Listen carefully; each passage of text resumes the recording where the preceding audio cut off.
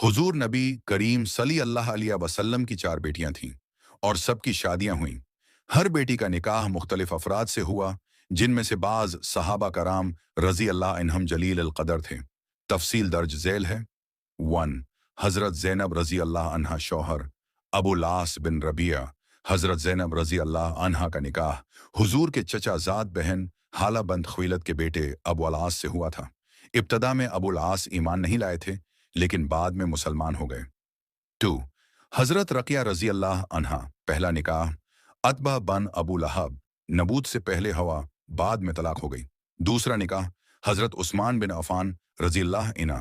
हज़रत उस्मान रजी अल्लाह इन्हा ने हज़रत रक़िया रजी अल्लाह अन्हा के साथ बहुत मोहब्बत की। रक़िया रजी अल्लाह इन्हा की वफ़ात ग़ज़वा बद्र के दिन हुई। 3। हज़रत कुलसूम रजी अल्लाह इन्हा शौहर हज़रत उस्मान बिन अफ़ान रजी अल्लाह इन्हा। रक़िया की वफ़ात के बाद इसी वजह से हज़रत उस्मान रजी अल्लाह इन्हा को ज़वाल नूरीन, दो नूरों वाला, कहा जाता है। हज़रत कुलसूम रजी अल्लाह इन्हा का भी इंतकाल नबी की ज़िंदगी में हुआ। 4।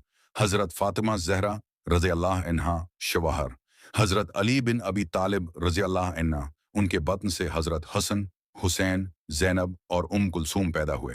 हज़रत फ़ातिमा रजी अल्लाह अन्हा हुजूर के बहुत करीब थीं और आपकी वफ़ात के चंद माह बाद उनका भी इंतकाल हो गया।